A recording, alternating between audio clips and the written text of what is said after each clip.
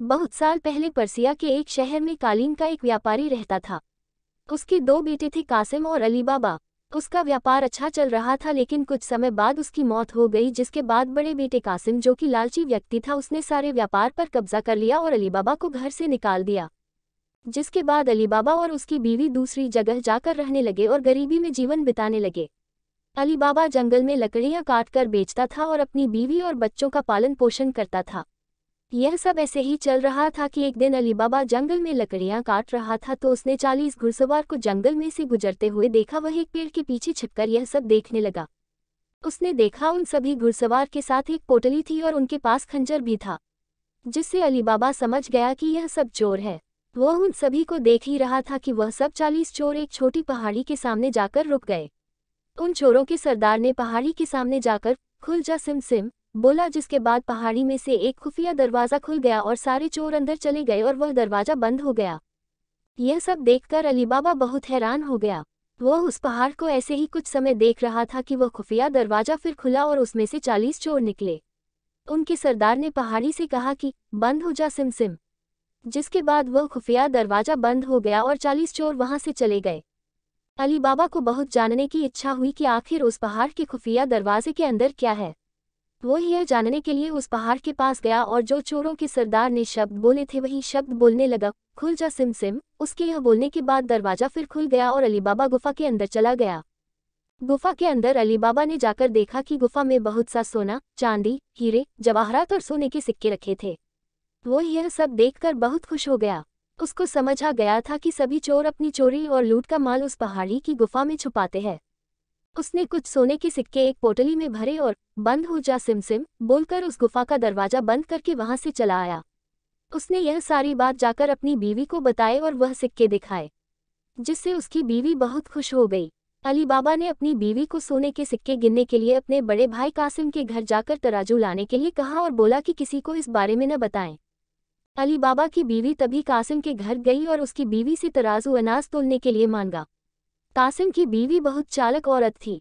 उसको शक हुआ कि इन गरीबों के पास इतना अनाज कहाँ से आया। तब उसने तराजू के नीचे थोड़ा सा गोंद लगाकर उसको दे दिया।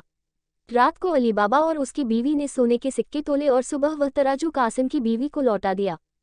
कासिम की बीवी ने जब तराजू उल्टा करके देखा तो उसको एक सोने का सिक्का उसमें चिपका हुआ मिला। उसने यह बात अपने पति को बताई।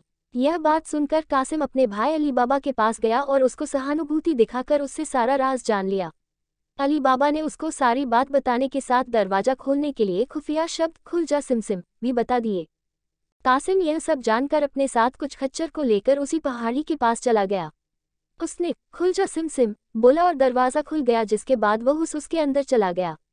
उसने अंदर जाकर बहुत सारा खजाना देखा और उसने बहुत सारा खजाना भर लिया, लेकिन जैसे ही वह उस गुफा से निकलने के लिए वह खुफिया शब्द बोलने लगा तो वह यह शब्द भूल गया, जिससे वह उस गुफा में ही बंद हो गया। और कुछ देर बाद 40 चोर आए और दरवाजा खोलकर अंदर आए तो उन्हें कासिम मिला। उनको पता चल चुका था कि वह उनका खजाना लेने आया है, तो उन्हें कासिम को मार दिया और उसकी लाश को वहीं छोड़कर चले गए। जब बहुत देर तक कासिम नहीं आया तो कासिम की बीवी अली बाबा के घर गई और सारी बात बताई। तब अली बाबा उसको ढूंढने के लिए गुफा के अंदर गया तो उसको कासिम की लाश मिली, जिससे वह बहुत दुखी हुआ और उसकी लाश को अपने साथ खच्चर पर लाद कर ले आया। उन्हें यह बात किसी और को न पता चले, इसके लिए कासिम की मौत बीमारी से हुई यह बहाना बनाया। कासिम की याद में कुछ समय बाद उसकी बीवी भी मर गई। जब 40 चोर गुफा में लौटे तो वहां पर कासिम की लाश को वहां पर न देखकर यह समझ गई कि इस गुफा के बारे में किसी और को भी पता चल चुका है। उनके सरदार ने शहर में जाकर पता लगाने के लिए कहा कि जिसकी भी मौत अभी हुई है उस घर का पता लगाए। जिसके बाद एक चोर ने शहर जाकर पता किया तो उसको अली बाबा के घर के बारे में पता चला, जिससे वह उस घर के दरवाजे पर एक क्रॉस का निशान बनाकर चला गया, जिससे सुबह उस घर की पहचान करके उस घर के सभी सदस्यों को मार सके। जब अली बाबा की बीवी ने अपने दरवाजे पर क्रॉस का निशान देखा तो वह समझ गई कि कुछ तो गड़बड़ है और अपने आसपास के सभी घरों में वही निशान बना दिए। जिसके बाद सुबह जब सरदार बाकी चोरों के साथ आया तो बहुत से घर में वह निशान बना देखकर परेशान हो गया और चला गया। वह बाद में फिर आया और अब की बार वह उस घर को सही से पहचान करके चला गया।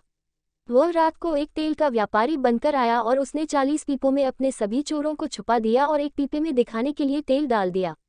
वह इन सब पीपों को खच्चर पर लादकर अली बाबा के घर चला गया। उसने अली बाबा को खुद को तेल का व्यापारी बताकर रात में रुकने की जगह मांगी और तेल का भरा हुआ एक पीपा भी दिखाया।